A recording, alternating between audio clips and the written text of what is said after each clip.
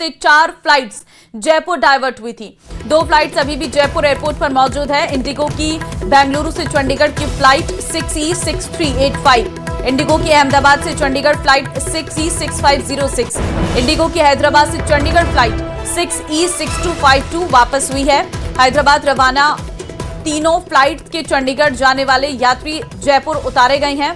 चंडीगढ़ में कोहरे के कारण वापस नहीं जा सकी हैं फ्लाइट्स। तो जानकारी इस वक्त आपको बड़ी दे रहे हैं, जहां पर 2 फ्लाइट्स अभी भी जयपुर एयरपोर्ट पर मौजूद हैं। आसिफ संवाददाता इस वक्त हमारे साथ हैं, उनसे अपडेट लेते हैं। आसिफ, क्या मौसम है इस वक्त और किस तरह से उड़ानें प्रभावित हो रही हैं?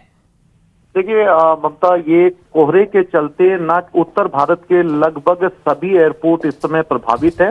हालांकि कुछ इस तरीके के संसाधन रनवे के ऊपर लगाए गए हैं जिसमें 100 मीटर की विजिबिलिटी के ऊपर जो एयरक्राफ्ट है वो लैंड कर सके, लेकिन कहीं इतना ज्यादा कोहरा है कि विजिबिलिटी जो है वो 0 है। इसी तरीके से चंडीगढ़ एयरपोर्ट जो है इस समय कोहरे की चादर में लिपटा हुआ है और वहां जो फ्लाइट्स जाने वाली थी वो सभी जयपुर जो है वो डाइवर्ट हुई हैं। इनमें से 4 फ्लाइट जो है वो जयपुर डाइवर्ट हुई है, जिसमें से 2 को रवाना कर दिया गया। 2 फ्लाइट्स अभी भी जयपुर एयरपोर्ट के ऊपर मौजूद हैं। इनके अंदर एक जो है अहमदाबाद से चंडीगढ़ जा रही थी और इसी फ्लाइट को जो है वो जयपुर डाइवर्ट किया गया। दूसरी जो है हैदराबाद से चंडीगढ़ जा रही थी, ये भी जयपुर डाइवर्ट हुई है। अब जो है 2 फ्लाइट्स वेट कर रही हैं। अगर एटीसी से क्लियरेंस नहीं मिलता है तो बहुत हद तक मुमकिन है कि सभी यात्रियों को बस के जरिए जो है वो रवाना किया जा सके। लेकिन फिलहाल जो है जब तक कोहरे का मौसम रहेगा, डाइवर्जन का सिलसिला ऐसे ही जारी रहेगा। जयपुर नॉर्थ इंडिया के एयरपोर्ट्स का सबसे बड़ा लैंडिंग हब है। यहाँ पर जितने भी नॉर्थ इंडिया के एयरपोर्ट्स हैं, अगर वहां पर कोहरा ज्यादा होता है तो सबसे ज्यादा डाइवर्जन जो है वो जयपुर एयरपोर्ट पर होते हैं। तो इसी सिलसिले के अंदर जैसे कोहरे का मौसम शुरू हुआ है, जयपुर एयरपोर्ट के ऊपर जो है वो डाइवर्जन का सिलसिला भी शुरू हो चुका है। इसका सबसे ज्यादा असर जो है जयपुर एयरपोर्ट पर उनकी अपनी डोमेस्टिक फ्लाइट्स पर पड़ता है। यानी जो यहाँ से टेक ऑफ और लैंडिंग करने वाली फ्लाइट्स है उनके समय के अंदर डिले होता है, वो लेट उड़ान भरती हैं और लेट जो है वो लैंड करती हैं, क्योंकि डाइवर्जन के चलते दूसरी फ्लाइट्स की लैंडिंग यहाँ पर बिल्कुल जाहिर तौर पर पूरा शेड्यूल बिगड़ रहा है। आज से बहुत धन्यवाद आपका तमाम जानकारी देने के लिए। नागौर से बड़ी खबर, अलाय को पंचायत समिति बनाने की मांग को लेकर धरना चौथे दिन भी लगातार जारी है। नागौर पशु प्रदर्शनी मैदान में ये धरना जारी है। श्री बालाजी की जगह अलाय को पंचायत समिति बनाने की मांग 24 गांव के लोग अनिश्चितकालीन धरने पर बैठे हैं। नागौर कांग्रेस जिलाध्यक्ष हनुमान बागड़ा सहित बड़ी संख्या में ग्रामीण धरना स्थल पर मौजूद हैं। तो बड़ी खबर इस वक्त आपको हम दे रहे हैं, जहां पर 24 गांव के लोग अनिश्चितकालीन धरने पर बैठे हुए हैं और अलाय को पंचायत समिति बनाने की जो मांग है उसको लेकर ये धरना जारी है। श्री बालाजी की जगह अलाय को समिति बनाने की मांग की जा रही है। 24 गांव के लोग अनिश्चितकालीन धरने पर बैठे हुए हैं। नागौर कांग्रेस जिलाध्यक्ष भी धरना स्थल पर मौजूद है। चौथे दिन भी नागौर पशु प्रदर्शनी मैदान में जो धरना है वो लगातार जारी है। श्री बालाजी की जगह अलाय को पंचायत समिति बनाने की मांग जो है वो यहाँ पर की जा रही है और 24 गांव के लोग इस अनिश्चितकालीन धरने पर बैठे हुए हैं। नेशनल शूटिंग चैंपियनशिप में राजस्थान की धमक देखने को मिली है। पिस्टल क्वीन बनी है 14 साल की लावण्या कंवर। 68वीं नेशनल शूटिंग चैंपियनशिप 2025 लावण्या ने 7 मेडल्स जीतकर इतिहास रचा है। लावण्या ने लहराया है राजस्थान का परचम। 1 गोल्ड, 4 सिल्वर और 2 ब्रॉन्ज मेडल जीते हैं। चैंपियनशिप में 25 मीटर पिस्टल में जीती है लावण्या। लावण्या ने जीत का क्रेडिट कोच योगेश सिंह को दिया है।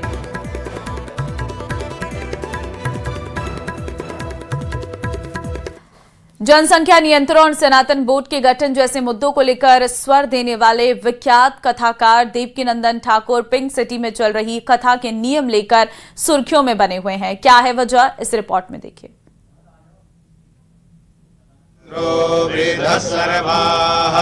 स्वस्ति नः पूषा विश्ववेदाः स्वस्ति नस्तारक्षो।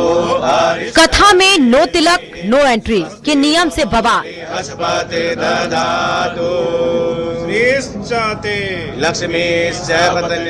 देवकीनंदन बोले, नियम पर क्यों उठाए जा रहे सवाल। परमश्रीनो व्यातम् ईशन्निकाम्। ईश्वर से प्रेम तो तिलक से क्यों ऐतराज।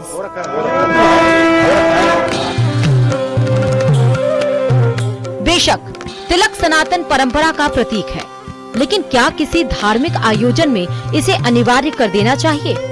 ये बात इसलिए कि जयपुर में चल रही विख्यात कथावाचक देवकीनंदन ठाकुर की कथा सुनने से पहले तिलक वाले श्रद्धालुओं को ही प्रवेश दिया जा रहा है। इतना ही नहीं, अंदर भी चेकिंग होती है।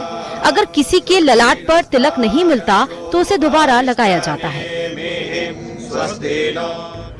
हमारी संस्कृति को आजादी के बाद में धीरे धीरे करके विलुप्त किया गया और जो लोग तिलक लगाते थे उनका मजाक उड़ाया गया, उनकी हंसी उड़ाई गई और कितने लोग तो ऐसे आ गए कि कथा में भी बिना तिलक के आते थे।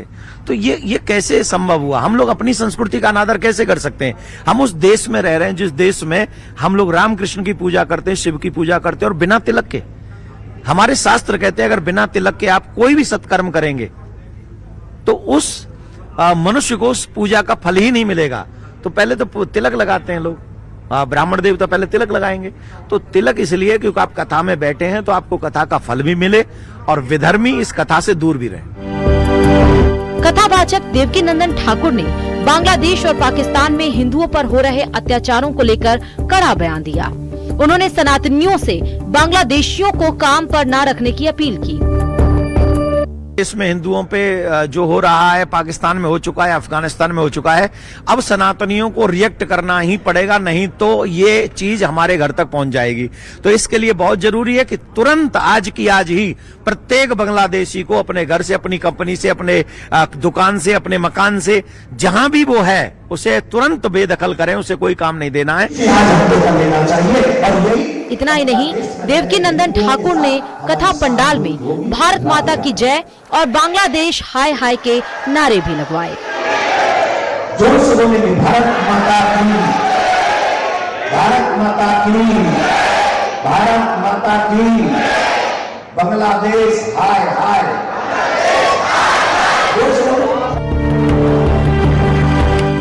देवकीनंदन ठाकुर ने ब्रजमंडल यानी मथुरा वृंदावन क्षेत्र के सभी प्रवेश द्वारों से मांस मदिरा की बिक्री पर पूर्ण प्रतिबंध लगाने की मांग की है।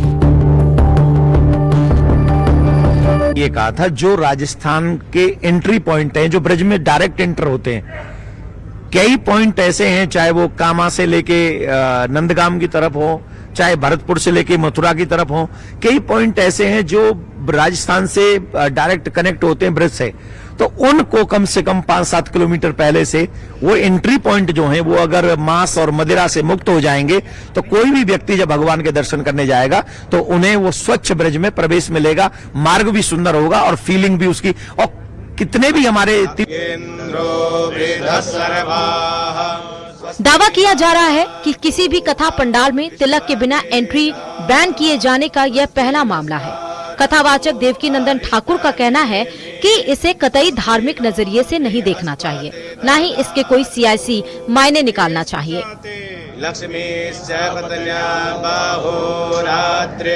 न्यूज़ 18 राजस्थान के लिए जयपुर से रोशन शर्मा की रिपोर्ट।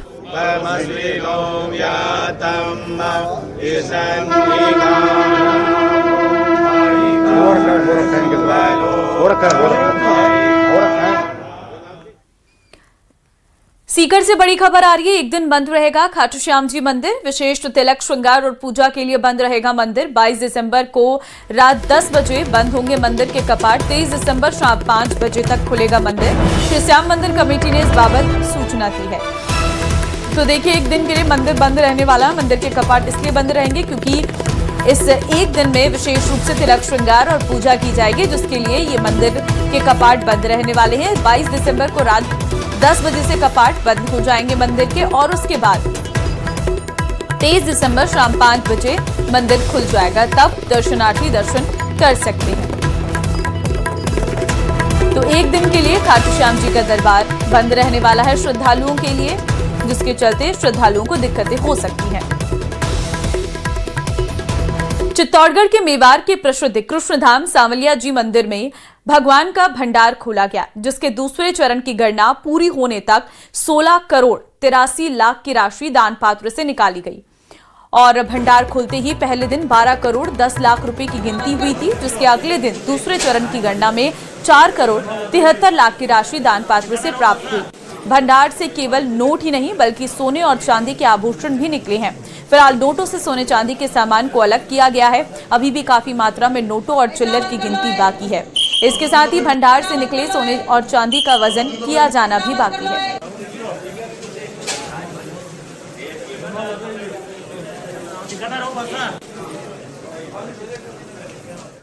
जालोर के करड़ा थाना क्षेत्र के खारा कस्बे में हुई लूट की वारदात का पुलिस दूर दूर तक आग की लपटें नजर आ रही हैं। वहीं आपको ये भी जानकारी दे दें कि आग से लाखों रुपए का सामान जलकर खाक हो गया है। दमकल की मदद से आग पर काबू पाया गया है। तब तक कबाड़ में तब्दील हो गया कैंटीन का सामान।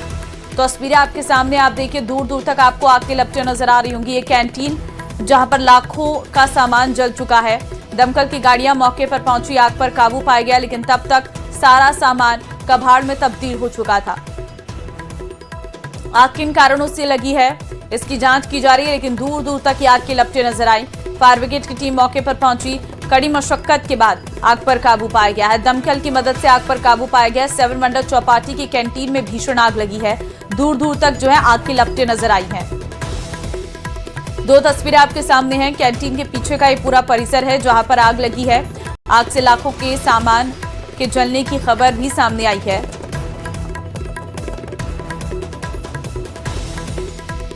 कैंटीन में जो सामान रखा गया था वो पूरी तरह से कबाड़ में तब्दील हो चुका है। दूर दूर तक जो है आग की लपटें ही नजर आ रही हैं। आग से लाखों का सामान यहां पर पूरी तरह से जल चुका है। हिमांशु संवाददाता इस वक्त फोन लाइन पर हमारे साथ है। हिमांशु, क्या कारण रहा आग लगने का और क्या अब आग पर काबू पा लिया गया है? भीषण ये आग रही। आग की जो लपटें हैं वो बताने के लिए काफी है। दूर दूर तक इन आग की लपटों को देखा गया। 7 वंडर पार्क चौपाटी की ये कैंटीन है जिसमें ये आग लगी और आग लगने की वजह से पूरा जो सामान है वो जल करके खाक हो गया। लाखों का नुकसान इस आग की वजह से बताया जा रहा है। सूचना पर क्योंकि 7 वंडर पार्क के पास में जो है वो चलता हुआ रोड है और ऐसे में जैसे ही लोगों ने आग की लपटें देखी तुरंत सूचना दमकल विभाग को की। दमकल अग्निशमन का जो दफ्तर है वो भी नजदीक है, लेकिन जब तक जद्दोजहद की गई आग पर काबू पाने की, तब तक पूरी की पूरी दुकान जो है वो जलकर एक खाक हो गई, कबाड़ में तब्दील हो गई। फिलहाल शॉर्ट सर्किट इस आग की वजह माना जा रहा है, लेकिन कुल मिलाकर के इस आग की चपेट में आने के बाद में पूरी दुकान जो है वो जलकर के खाक हो गई है, कबाड़ में तब्दील हो गई है। ठीक है हिमांशु, धन्यवाद आपका तमाम जानकारी देने के लिए। तो पूरी तरह से कैंटीन जल चुकी है। आग की लपटें दूर दूर तक नजर आई। फायर ब्रिगेड की टीम मौके पर पहुंची और आग पर काबू पाया गया। धौलपुर से बड़ी खबर है। पार्वती नदी की रपट पर बड़ा हादसा हुआ है। टेहरिकापुरा के पास 2 बोलेरो नदी में गिरी है। अधूरे पुल निर्माण और क्षतिग्रस्त रपट बनी है इस हादसे की वजह। हादसे के बाद मौके पर अफरा तफरी मची है। हादसे में कई लोगों को चोटें आई हैं। ग्रामीणों ने प्रशासन पर अनदेखी का आरोप लगाया। धौलपुर के कोलारी मार्ग की मालौनी रपट पर पहले भी यह हादसे हो चुके हैं। तो देखिए, टेहरिकापुरा में के पास 2 बोलेरो नदी में गिरी है। अधूरे पुल निर्माण के चलते क्षतिग्रस्त रपट की वजह से यह हादसा हुआ है। तस्वीरें आपके सामने है। मौके पर अफरा तफरी का माहौल देखने को मिला। पार्वती नदी की रपट पर यह बड़ा हादसा हुआ है। 2 कार आप देख सकते हैं जो नीचे गिरी है। कई लोगों को इसमें चोटें आई हैं। ये पुल का निर्माण अधूरा था और जिसकी जानकारी नहीं थी, जिसके चलते यह हादसा हुआ है। मौके पर अफरा तफरी का माहौल देखने को मिला। अधूरे पुल निर्माण क्षतिग्रस्त रपट की वजह से यह हादसा हुआ। और अब बड़ी खबर जयपुर से सामने आ रही है, जहां पर उड़ानों पर कोहरे का असर देखने को मिल रहा है। चंडीगढ़ एयरपोर्ट पर फ्लाइट्स के डाइवर्ट का मामला। चंडीगढ़ एयरपोर्ट से 4 फ्लाइट्स जयपुर डाइवर्ट हुई थी। 2 फ्लाइट्स अभी भी जयपुर एयरपोर्ट पर मौजूद है। इंडिगो की बेंगलुरु से चंडीगढ़ की फ्लाइट 6E6385, इंडिगो की अहमदाबाद से चंडीगढ़ फ्लाइट 6E6506, इंडिगो की हैदराबाद से चंडीगढ़ फ्लाइट 6E6252 वापस हुई है। हैदराबाद रवाना तीनों फ्लाइट के चंडीगढ़ जाने वाले यात्री जयपुर उतारे गए हैं। चंडीगढ़ में कोहरे के कारण वापस नहीं जा सकी हैं फ्लाइट्स। तो जानकारी इस वक्त आपको बड़ी दे रहे हैं, जहां पर 2 फ्लाइट्स अभी भी जयपुर एयरपोर्ट पर मौजूद हैं। आसिफ संवाददाता इस वक्त हमारे साथ हैं, उनसे अपडेट लेते हैं। आसिफ, क्या मौसम है इस वक्त और किस तरह से उड़ानें प्रभावित हो रही हैं? देखिए ममता, ये कोहरे के चलते न उत्तर भारत के लगभग सभी एयरपोर्ट इस समय प्रभावित है।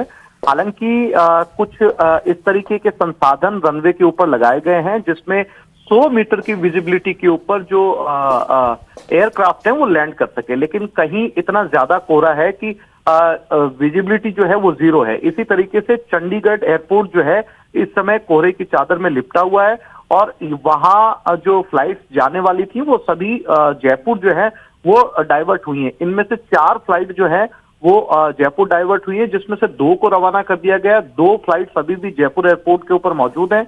इनके अंदर एक जो है अहमदाबाद से चंडीगढ़ जा रही थी और इसी फ्लाइट को जो है वो जयपुर डाइवर्ट किया गया। दूसरी जो है हैदराबाद से चंडीगढ़ जा रही थी, ये भी जयपुर डाइवर्ट हुई है।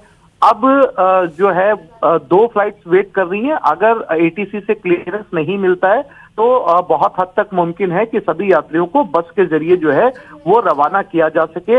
लेकिन फिलहाल जो है जब तक कोहरे का मौसम रहेगा, डाइवर्जन का सिलसिला ऐसे ही जारी रहेगा। जयपुर नॉर्थ इंडिया के एयरपोर्ट्स का सबसे बड़ा लैंडिंग हब है। यहाँ पर जितने भी नॉर्थ इंडिया के एयरपोर्ट्स हैं, अगर वहां पर कोहरा ज्यादा होता है तो सबसे ज्यादा डाइवर्जन जो है वो जयपुर एयरपोर्ट पर होते हैं। तो इसी सिलसिले के अंदर जैसे कोहरे का मौसम शुरू हुआ है, जयपुर एयरपोर्ट के ऊपर जो है वो डाइवर्जन का सिलसिला भी शुरू हो चुका है। इसका सबसे ज्यादा असर जो है जयपुर एयरपोर्ट पर उनकी अपनी डोमेस्टिक फ्लाइट्स पर पड़ता है। यानी जो यहाँ से टेक ऑफ और लैंडिंग करने वाली फ्लाइट्स है उनके समय के अंदर डिले होता है, वो लेट उड़ान भरती हैं और लेट जो है वो लैंड करती हैं, क्योंकि डाइवर्जन के चलते दूसरी फ्लाइट्स की लैंडिंग यहाँ पर बिल्कुल जाहिर तौर पर पूरा शेड्यूल बिगड़ रहा है। आज से बहुत धन्यवाद आपका तमाम जानकारी देने के लिए। नागौर से बड़ी खबर, अलाय को पंचायत समिति बनाने की मांग को लेकर धरना चौथे दिन भी लगातार जारी है। नागौर पशु प्रदर्शनी मैदान में ये धरना जारी है। श्री बालाजी की जगह अलाय को पंचायत समिति बनाने की मांग 24 गांव के लोग अनिश्चितकालीन धरने पर बैठे हैं। नागौर कांग्रेस जिलाध्यक्ष हनुमान बागड़ा सहित बड़ी संख्या में ग्रामीण धरना स्थल पर मौजूद हैं।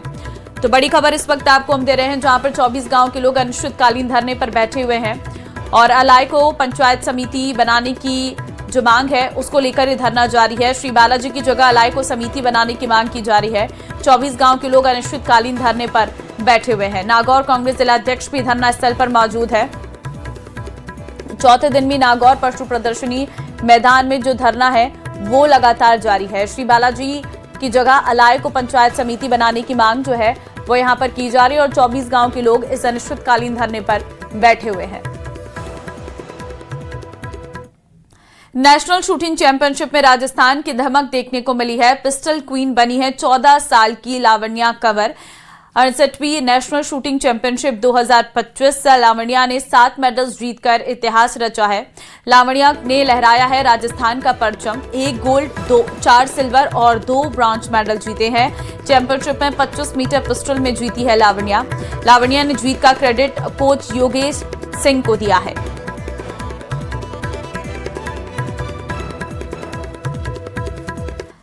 जनसंख्या नियंत्रण और सनातन बोर्ड के गठन जैसे मुद्दों को लेकर स्वर देने वाले विख्यात कथाकार देवकीनंदन भीड़ की सूचना पर पुलिस मौके पर पहुंची। किसानों को जरूरत के हिसाब से नहीं मिल रहा खाद नहीं मिलने से किसानों में नाराजगी देखने को मिल रही है। तो 2 तस्वीरें आपके सामने हैं। भीड़ बहुत है लेकिन बाजारों में पूरी तरह से भीड़ नजर आ रही है। खाद नहीं मिलने की वजह से यहाँ पर लोगों को दिक्कतें हो रही हैं, किसानों में नाराजगी है और खाद नहीं मिलने से किसानों को भारी परेशानी का सामना करना पड़ रहा है।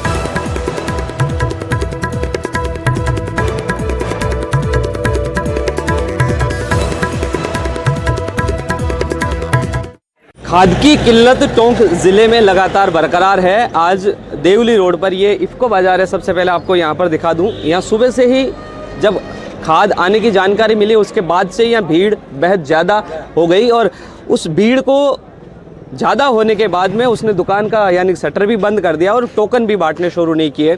ऐसी जानकारी मिल रही कि 3 जो गाड़ी है वो खाद की आई हुई है। खाद को लेकर किसान लगातार परेशान हो रहे हैं और ज़िले भर की स्थिति आप समय समय पर देखते रहते हैं। आज देवली रोड पे ये स्थिति है। आपका नाम बताइए और कहाँ से आए हैं? बड़ी दुआ मोहम्मदगंज। कितने खाद के कट्टे चाहिए? यहाँ तो भीड़ बेहद ज़्यादा है। 20 कट्टे। नहीं तो अभी तो 5 बजे का खड़ा था। सुबह 5 बजे से ये आ गए, अभी टोकन मिलने की स्थिति नहीं है। आपका नाम बताइए। राजाराम, कहाँ से आए, कितने खाद चाहिए? बिशनपुरा से आइए। बिशनपुरा कितना? 10 कट्टा। और दुकान तो बंद पड़ी है। दुकान तो बंद कर दिया हुआ है, टोकन नहीं दे रहे। तो ऐसे में खाद की पूर्ति कैसे होगी? पब्लिक परेशान है सारी। 4 बजे का आया, बेचारा सीमा है, मरता है सीमा। आप कहाँ से आए, कितने बजे आए, क्या स्थिति बनी हुई है? हम सुबह 5 बजे से आए हुए हैं, बड़ी दुआ से आए हुए हैं। हमारे 30 कट्टे की जरूरत है। हम 1 महीने से परेशान हैं, खाद की कोई सप्लाई नहीं हो रही है। नहीं, लेकिन टोकन देते हैं, टोकन पे 1 या 2 कट्टे देते हैं। जब आपको 30 कट्टे चाहिए तो कितना परेशान होना पड़ रहा है? 5 दफा आ गए, कट्टे नहीं आ रहे हैं, टोकन पाती नहीं आते हैं। जैसे आएंगे जैसे देंगे, क्या करें। आप कहाँ से आए, क्या नाम है? छाण से हूँ सर, मेरा नाम विनोद नायक है, छाण से। कितने कट्टे चाहिए, क्या स्थिति बनी हुई है? 8 कट्टे चाहिए सर। तो ये देखिए, ये स्थिति हर किसान को 2 से ज़्यादा, यानी किसी को 10 कट्टे, किसी को 20 कट्टे और कई किसानों को ज़्यादा कट्टे चाहिए। बावजूद उसके खाद की पूर्ति है वो हो नहीं रही है। खाद आई हुई है, लेकिन जो दुकान है उसने भीड़ को देखते हुए बंद कर दी है। टोकन अभी बट नहीं रहे। कुल मिलाकर के टोंक ज़िले भर में खाद को लेकर पिछले महीने भर से किल्लत है वो बरकरार है। और ये भीड़ आप अच्छी तरह से देख सकते हैं कि सुबह से 4 बजे से यह किसानों का आना है वो लगातार जारी है, लेकिन किसानों को खाद की पूर्ति नहीं हो रही है। न्यूज़ 18 राजस्थान, दौलत पारिक, टोंक। दौसा के बांदुकी शहर की सबसे बड़ी समस्या है आगरा फाटक पर लगने वाला जाम। कई दशकों से इस समस्या के समाधान को लेकर आवाज उठाई जा रही है और लोगों की इस समस्या का समाधान करने के लिए सरकार की ओर से पिछले बजट में आरओबी की घोषणा की गई थी। लेकिन अब यह मामला राजस्थान उच्च न्यायालय में पहुंच चुका है और राजस्थान हाईकोर्ट ने जिला कलेक्टर सहित जिम्मेदार विभागों को नोटिस दिया है। दरअसल आरोपी निर्माण को लेकर लगी याचिका में दावा किया गया था कि आरोपी ने कुछ जगहों पर जेड आकार के 90 डिग्री के घुमाव हैं, जिसके कारण एक्सीडेंट की संभावना रहेगी। इस मामले में राजस्थान उच्च न्यायालय ने कई विभागों को नोटिस जारी किए। हालांकि सार्वजनिक निर्माण विभाग ने आगरा फाटक पर बनने वाले रेलवे ओवरब्रिज को लेकर एक नई डीपीआर तैयार की, जिसमें अब 90 की जगह 60 डिग्री के घुमाव और जेड आकार की जगह एस आकार के घुमाव किए जाएंगे। और इसके अलावा रेलवे ओवरब्रिज की लंबाई भी अब 900 मीटर से बढ़कर 1200 मीटर की गई है। इसके लिए 25 से अधिक पिलर बनेंगे और पिलरों पर ही ये रेलवे ओवरब्रिज बनेगा। पूर्व की डीपीआर में इस आरओबी का बजट 60 करोड़ रुपए रखा गया था, लेकिन अब 130 करोड़ रुपए का बजट प्रस्तावित है। आम जन की मांग भी है और इसकी ज़रूरत भी है, क्योंकि दिन में इतनी बार जाम लगते हैं। इसमें दर्जनों ट्रेनों का आवागमन रहता है। दिन में कम से मुझे लगता है करीब 60 से 70 ट्रेनें इस आगरा लाइन से गुजरती हैं। ऐसे में बार बार फाटक का बंद होना जाम की समस्या बन जाती है। सरकार ने बजट घोषणा में हमने मांग की और सरकार ने आरओबी की बजट घोषणा में घोषणा भी की और अब इसका जो भी काम है डीपीआर इसकी बनी गई। कुछ बाधाएं हैं, कुछ लोगों ने 17 लोगों ने हाई कोर्ट में जाके कोई रिट लगाई है, उसका भी निर्णय होगा और जल्दी ही आरओबी का काम चालू होगा। झुंझुनू से बड़ी खबर आपको दे रहे, हजारों की संख्या में सैनिटरी पैड मिलने से हड़कंप मच गया है। सरकारी जोहड़ में हजारों की संख्या में मिले हैं सैनिटरी पैड। खसरा नंबर 458 जीएसएस के पास मिले हैं पैड। किसी अज्ञात व्यक्ति ने हजारों की संख्या में फेंकी नैपकिन और सूचना के बाद आंगनबाड़ी केंद्रों और सरकारी स्कूलों में मचा हड़कंप। बीसीएमओ मंडावा ने जांच का आश्वासन दिया है। झुंझुनू के टाई गांव से जुड़ा ये पूरा मामला आपको बता रहे हैं। तो बड़ी खबर आपको हम दे रहेंगे। देखिए आप जरा, ये है वो तस्वीरें जहां पर हजारों की संख्या में सैनिटरी पैड यहां पर मिले हैं और हजारों की संख्या में ये पैड यहां पर पड़े मिले हैं। अब बीसीएमओ मंडावा ने जांच का आश्वासन दिया। आंगनबाड़ी केंद्रों और सरकारी स्कूल में हड़कंप मच गया है। बीसीएमओ मंडावा ने दिए हैं जांच के आदेश। हजारों की संख्या में सैनिटरी पैड मिलने से हड़कंप मच गया है। सरकारी जोहड़ में हजारों की संख्या में ये पैड यहां पर मिले हैं। खसरा नंबर 458 जीएसएस के पास ये पैड मिले हैं। आंगनबाड़ी केंद्रों और सरकारी स्कूलों में हड़कंप मच गया है। बीसीएमओ मंडावा ने जांच का आश्वासन दिया है।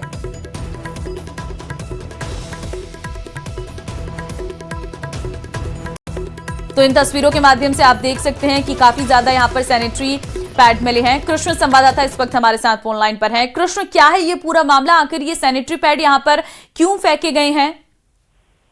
जी मैं आपको बता दूं कि ये टाई गांव का जो जोहड़ है उसमें एक खाई खोदी हुई है। उस खाई के अंदर है ये जो सैनिटरी नैपकिन है ये मिले हैं और ग्रामीणों का कहना है कि करीब 5 दिन पहले एक कचरा परिवहन का डिपो आया था और वो यहाँ डालकर गया है और इनके ऊपर मैन्युफैक्चरिंग डेट है वो अगस्त 2020 की लिखी हुई है, जबकि एक्सपायरी डेट है वो 3 साल बाद यानी कि अगस्त 2023 की इनके ऊपर अंकित है। वहीं जो CMHO है उनका कहना है कि ये किस बैच का है और कहाँ इसकी सप्लाई हुई थी, इसको लेकर अच्छा वो करवाई जाएगी और अगर कहीं इसमें खामियां पाई गई तो संबंधित के ऊपर कार्रवाई की जाएगी। वहीं इस मामले में मंडावा जो BCMO है संजीव कुलेरी, उनका कहना है कि सूचना के बाद टीम है वो मौके पर भेजी गई है, साथ ही जो बेच नंबर है उनके आधार पर इस सप्लाई का है वो पता लगाकर उचित कार्रवाई की जाएगी। जी ठीक है, बहुत धन्यवाद कृष्ण आपका तमाम जानकारी देने के लिए।